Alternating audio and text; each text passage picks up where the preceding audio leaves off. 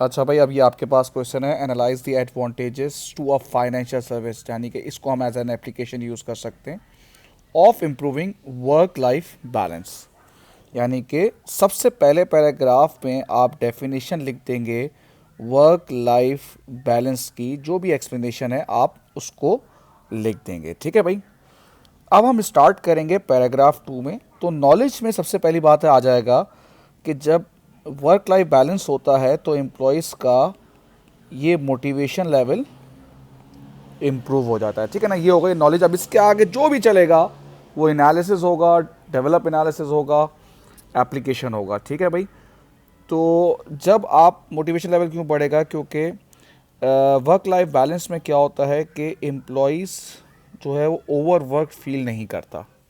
ठीक है ना, मतलब उसके पास yes time for his families, hobbies. ठीक है, उसको उसके पास इन सब चीज़ों का टाइम होता है, और उसको वर्क लाइफ बैलेंस की वजह से उसको ये होता है कि काम करने की वजह से ये सब चीज़ें सेक्रीफाइस नहीं हो रही हैं। ठीक है, ये आपका एक तरह से एनालिसिस हो गया। अब उसके बाद आप देखेंगे कि पर्टिकुलरली फाइनेंशियल सर्विसेज में देखो, since financial services includes accounting services है, टैक्स है, कोई इन्वेस्टमेंट डिसीजन है, इसमें ज़्यादा स्ट्रेसफुल होता है।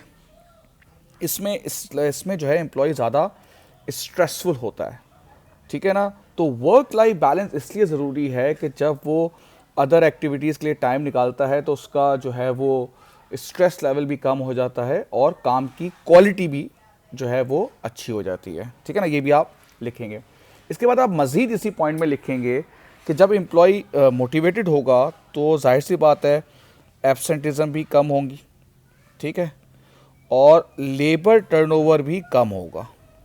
एम्प्लॉय छोड़ के नहीं जाएंगे, जिसकी वजह से आपकी लेबर की रिक्रूटमेंट की कॉस्ट भी जो है वो सेव हो जाएगी। अब देखो, मैं करे जा रहा हूँ एनालिसिस, डेवलप एनालिसिस करे जा रहा हूँ। अच्छा, अब दोबारा से मैं इसी पॉइंट में फाइनेंशियल सर्विसेज के बारे में बताऊंगा कि देखो, फाइनेंशियल सर्विसेज होती है जैसे फॉर एग्जांपल टैक्स, ये लिख दीजिएगा आप। अब टैक्स में अगर एम्प्लॉय 2-3 साल एक कंपनी का टैक्स करता है तो वो उस कंपनी का ट्रस्ट जो है वो डेवलप हो जाता है।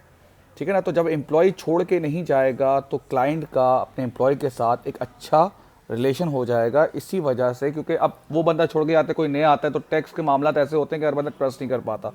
तो इसमें आप ये बोल दोगे, स्पेशली फाइनेंशियल सर्विसेज में ये ज़्यादा इंपॉर्टेंट होता है कि एम्प्लॉय छोड़ के ना जाए, क्योंकि क्लाइंट का जो उससे एक रिलेशन डेवलप हो गया है वो बार बार उसको चेंज करना उसको प्रेफर नहीं करेगा। ठीक है, ये आपका एक पैराग्राफ हो गया।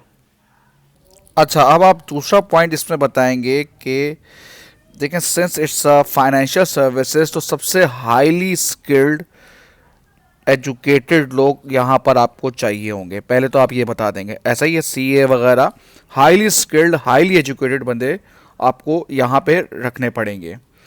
और ये एम्प्लॉयज़ जो होते हैं ये उस जगह को ज़्यादा प्रेफर करते हैं जहाँ पे वर्क लाइफ बैलेंस होता है, लेस स्ट्रेस होता है, जहाँ पर इनकी जो हेल्थ है वो सेक्रीफाइस नहीं होती है। ठीक है ना, और ये अदर एक्टिविटीज़ में भी पार्ट ले सकते हैं।